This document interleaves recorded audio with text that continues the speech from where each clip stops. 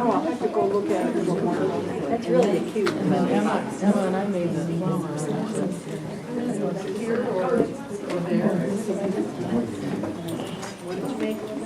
The flower, Emma and I made the flowers. Oh, yeah, she calls for it. That looks nice. Oh, it's got that picture of Dawn on it.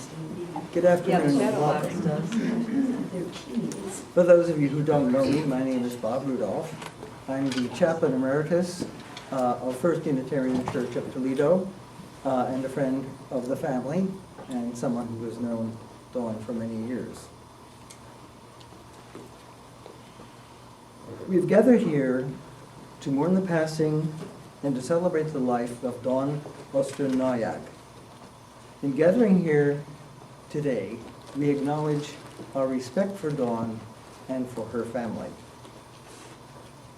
With her passing, it is only natural to feel a sense of the inevitable onrush of time that removes from our lives someone who, from the beginning of some of our memories, was a distinct presence.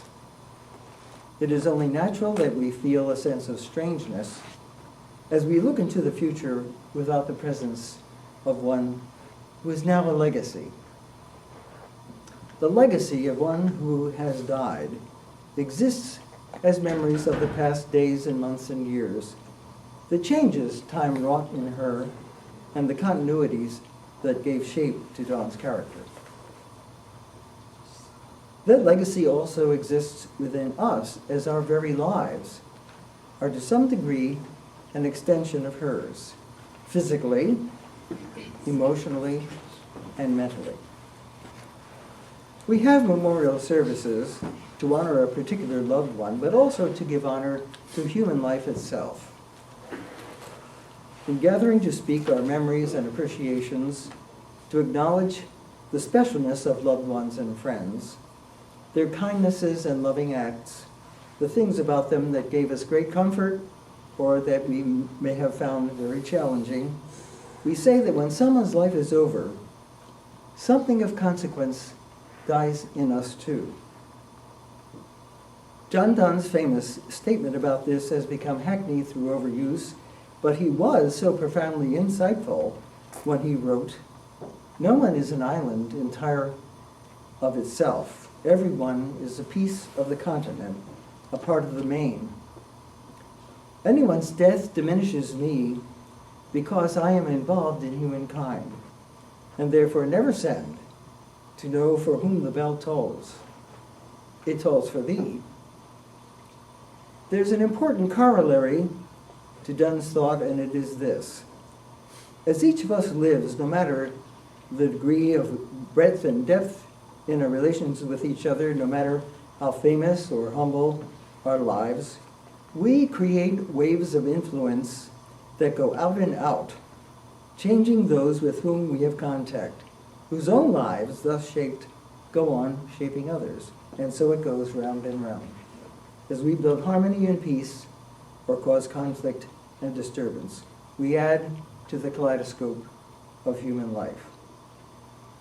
This fact places on each of us responsibility for how we are influencing each other and how we are shaping our world through that influence. Through their creations, artists have had a particularly strong impact. They not only influence us by their lives, but also by creating things.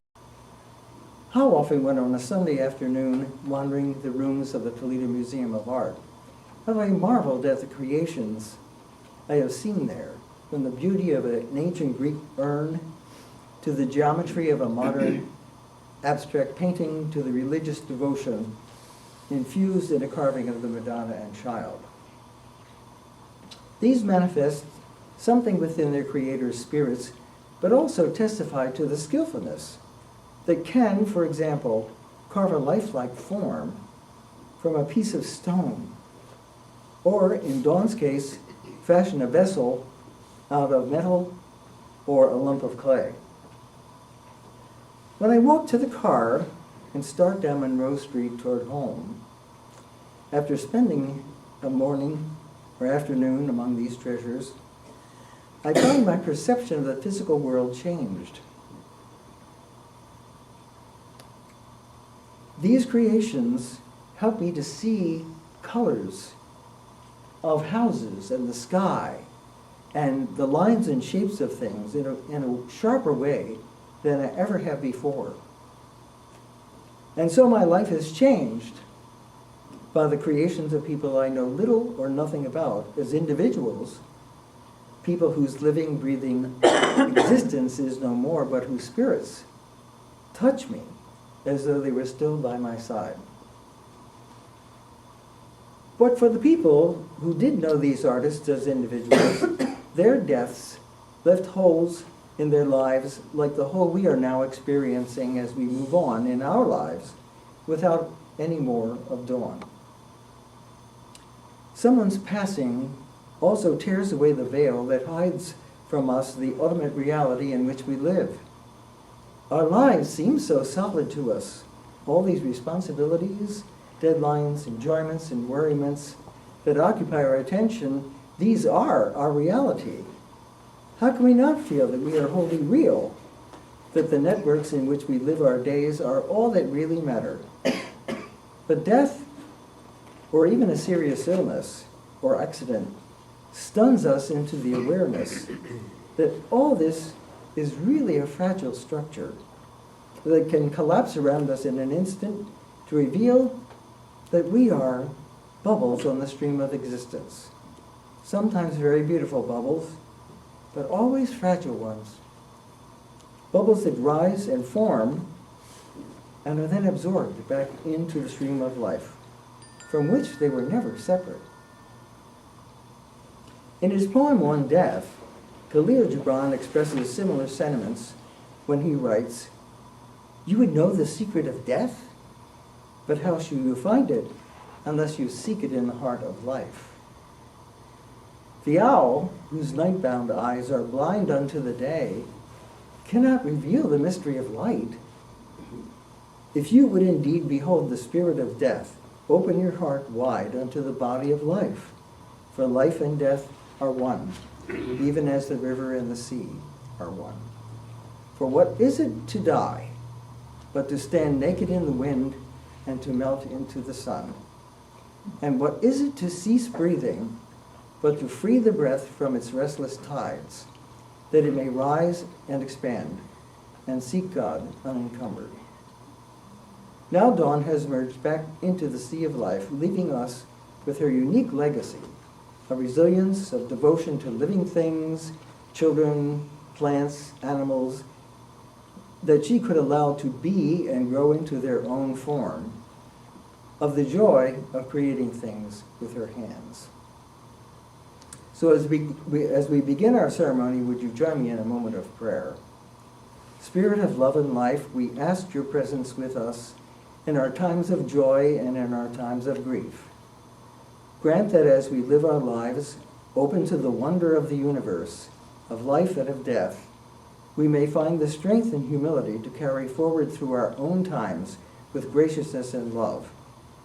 May the spirit of our friend and loved one be present with us as we share our memories of her.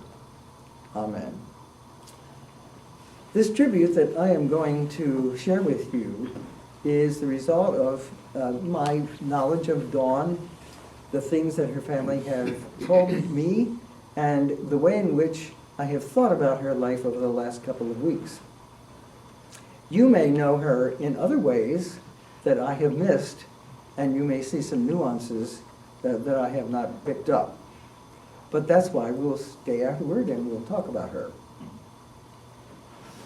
The first of 10 children, among whom are Crystal, Bonita, Lynette, Len, Dale, Kevin, and Russell, now deceased.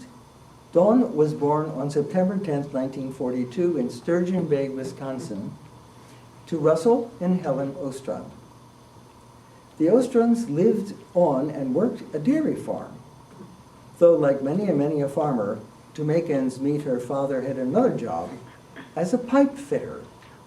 This second, and probably from a financial viewpoint, primary job involved working in industries installing, assembling, fabricating, maintaining, and repairing mechanical piping systems.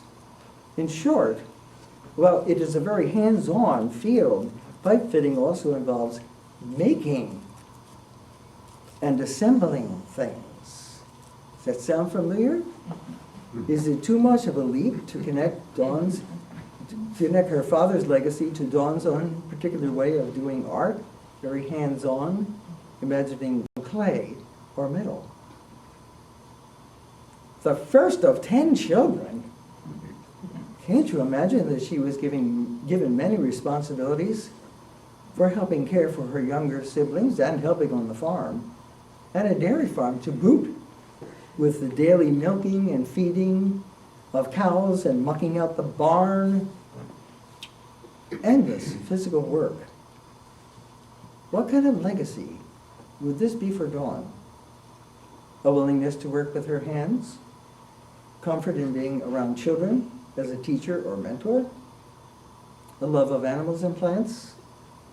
Certainly these were qualities that flavor her adult life.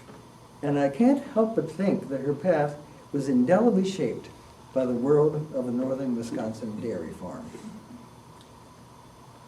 But not entirely. What strikes me as remarkable against this farming background is her passion for art.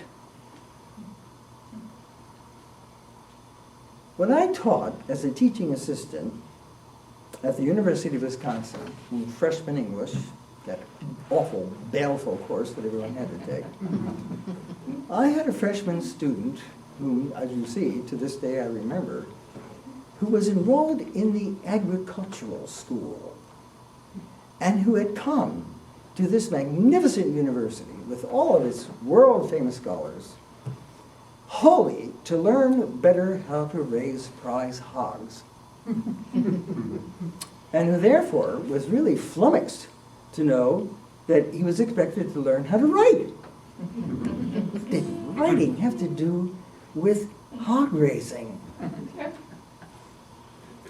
Well, Dawn had hands-on experience in raising milk cows. Like my student, she seems to have been involved in the 4-H movement. The University of Wisconsin-Madison has a world-renowned agricultural college. So, but when Dawn graduated from high school in 1960, she came to the University of Wisconsin-Milwaukee to major, not in dairy farming,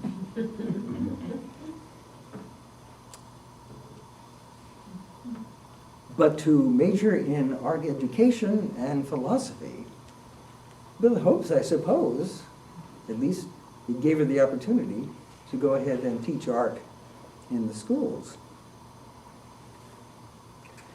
Whatever her early experiences of artistic creation in her grade school education or at home, there at UW-Milwaukee, her sense of artistic possibilities greatly expanded as she was introduced to drawing, printmaking, pottery, and metalsmithing. And in one of her philosophy classes, she met Jean Noyak, a fellow student whom she would subsequently marry and raise a family. What a heady time for her, venturing away from the farm into new worlds without ever losing a sense of continuity with her roots.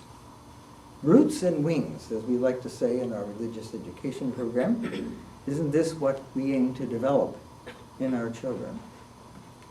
All of this was on her own dime, even though for in-state students in those days, the University of Wisconsin was nowhere near as expensive as contemporary colleges are.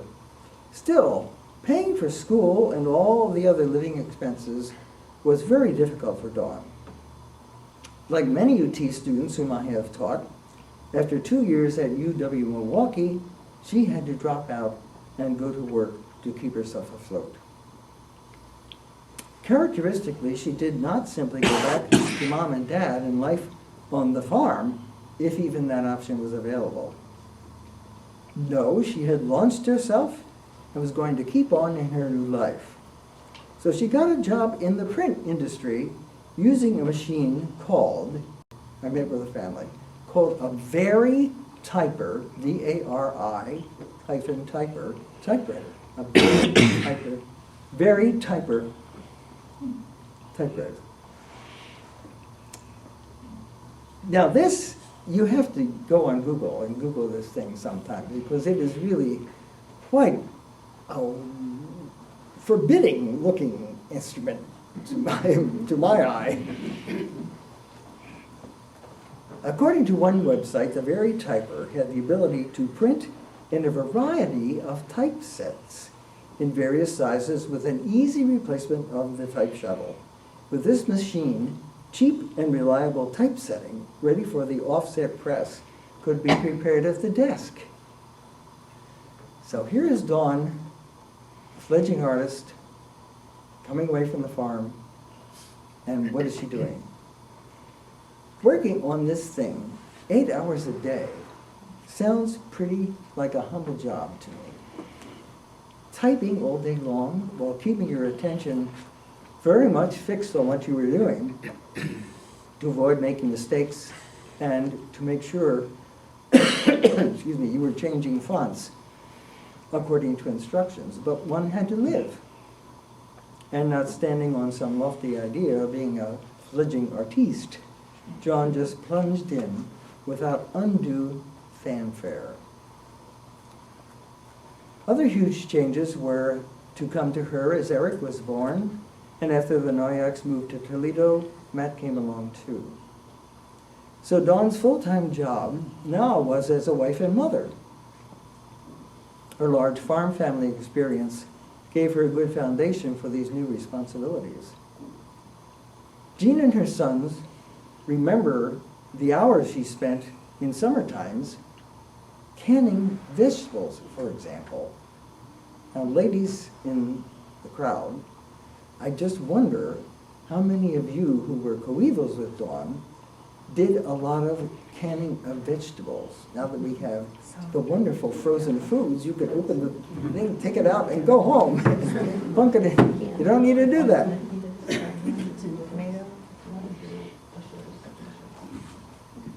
Dawm was also comfortable with family camping trips as the Naujocks returned to Wisconsin to visit grandparents. I remember my own wife, just a few years older than Dawm, but a city girl through and through, remarking that the only way she would go camping was in a motel. I mean, all that mud. In this respect, Dawm did not hold herself prim and proper, but dove right in. Raising children is time-consuming, as many of us know, and energy-absorbing if you're doing it conscientiously. But Dawm worked these responsibilities into activities that also nurtured her spirit as well. Her passion to create art was still there, despite the detour into the workplace and motherhood that necessity and desire had caused. So Dawm worked into her busy life the completion of a degree in studio art at the University of Toledo, where she would continue perfecting her skills in pottery making and metalsmithing. A notable part of her preparation in metalsmithing involved a class project in which she was to build her own workbench in her home.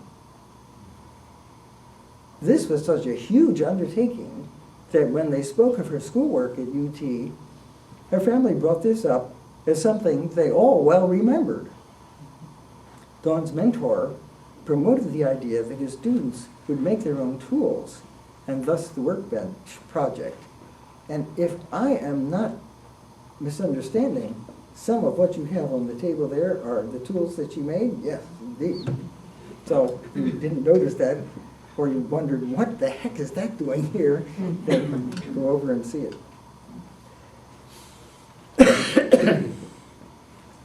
She became a member of the Toledo Potters Guild, where she served for a time as treasurer, learning to use the AppleWorks program and to create spreadsheets. As a member, she took her turn in monitoring the firing of pottery in the Guild's large kiln. When guild members had enough material to warrant firing up the kiln, it would be kept going for 3 days and 3 nights, and had to be carefully monitored all day and all night long, and so Dawm would take her turn in monitoring that. She displayed her art pieces at various shows, especially at the Crosby Gardens Art Show, for which she had occasion to serve on the jury that vetted artists' applications to appear in the show. Dawm did not shrink from these responsibilities. Her farming background and her passion for creating extended to her involvement in the 4-H movement, even here in Toledo. She formed 4-H clubs and taught girls relevant creative skills they could use in competitions and later in life. In the Washington local school district, Dawm became known as the Art Lady for her diligent volunteer work in introducing students to artworks. In her later years, necessity drove Dawm to work full-time for Gilbert Mail Service as a graphic arts designer. By this time in her life, Dawm had become a grandmother. Photos posted on her online obituary show her cuddling infant grandchildren, one after the other, after the other, after the other. In retirement, she brought together her artistic bent with her pragmatic side and love for family in knitting beautiful pieces for the children that had become treasures for family members. Savannah showed me a cap that her grandmother had made, and Owen showed me a scarf that Dawm had fashioned into a playful dragon, complete with flames coming out of his mouth. I wish I had a dragon scarf like that. Must be rather attention-getting. When I think of Dawm's involvement with her own children and grandchildren, as well as her work in the 4-H movement, and increasing art understanding among school children, I'm reminded of lines from one of her favorite songs, Jacques Brel's "If We Only Have Love." One of the verses seems especially significant to the kind of impact Dawm wanted to make on the world. If we only have love, we can melt all the guns and then give the new world to our daughters and sons. Giving the new world to new generations, that clearly was one of her passions. Allowing creations to come forth from clay and metal, allowing children to grow according to their own bent, and plants to grow healthy and strong. This was Dawm. She was an avid gardener who in the warmer months spent a great deal of her day out in the garden. I've been reflecting about that as someone who, while not an avid gardener, nevertheless kept a garden for 50 years. There can be a wonderful sense of seclusion when you're out in the garden, even a small garden behind a house on a city street. If the neighbors aren't making a racket with their power tools or playing their radio at top volume, it can be a harbor of quiet where you are in charge. Plants are at your mercy. You can water them or not, fertilize them or not, trim them or pull them up, and they have no say in the matter. Or you can just be with them, drinking in the sunlight and fresh air as they do. Above all, you can nurture them, as Dawm did, even though they can't directly thank you for doing so. Their thanks is their growth and flourishing. As I have tried to define for myself Dawm's spirit over these days of preparing this tribute, I think I understand something of her obsession with the garden. Being out there with the plants and bushes must have been soothing to her. It allowed her to be in direct contact with life without life bouncing back at her with demands that could be upsetting. It allowed her to be in control of a mini world. As she had given Eric and Matt space to be independent and grow in their own directions, she was quite protective of the plants and bushes in her garden, and rather fiercely resisted attempts to prune the bushes back, even though, from others' viewpoints, doing so would benefit them.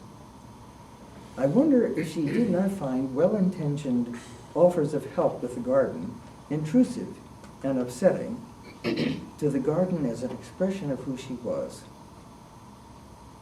In her memories of her struggles with depression, Sally Brampton, the founder of the magazine Elle, E-L-L-E, speaks of the refuge and solace she finds in her garden, in words that help us understand something of what Dawn's garden may have meant to her. The garden is beautiful, she writes. I watch the light lift and the light fall. Witness the spring come and summer go. When I feel, as I sometimes do, that all hope has fled, it is a gentle reminder that when something dies, something else must take its place. I love nature for her serene indifference, her insistence on taking everything at her own sweet pace. The daffodils will unfurl their yellow trumpets in their own time, no matter how often I insist that they, and the spring, hurry along. The roots hidden beneath the earth will slowly unfold as they are meant to do, just as life will unfold as it is meant to do. No amount of fussing or fretting on my part will change that. There is freedom in that understanding, and there is joy too, in knowing that beauty is inevitable, in the slow blooming of a rose, in the smell of newly mown grass, in the warmth of early summer sunshine on our backs. All through this portrait of Dawn's life, as I see it, run the themes of hands-on pragmatism, of doing and making things that are beautiful, but also have a potential usefulness, and a devotion to living beings, whether of children and grandchildren, or animal companions, or the plants and bushes that surround her home. That, for me, is her legacy to life. Among Dawn's papers, her family found a poem by an anonymous author which Dawn seems to have felt gave voice to the words she would like to say to us as we close our ceremony of appreciation and gratitude. The author writes, "When I am gone, release me. Let me go. I have so many things to see and do. You mustn't tie yourself to me with tears. Years. I gave you my love. You could only guess how much you gave to me in happiness. I thank you for the love you each have shown, but now it's time I travel on alone. So grieve for me a while if grieve you must. Then let your grief be comforted by trust. It's only for a while that we must part, so bless the memories within your heart. I won't be far away, for life goes on, so if you need me, call and I will come. Though you can't see or touch me, I'll be there. And if you listen with your heart, you'll hear all of my love around you, soft and clear." With this as Dawn's final benison, we close this ceremony.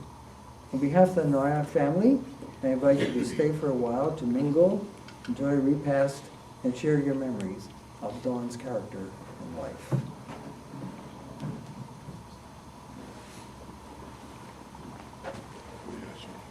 Yes.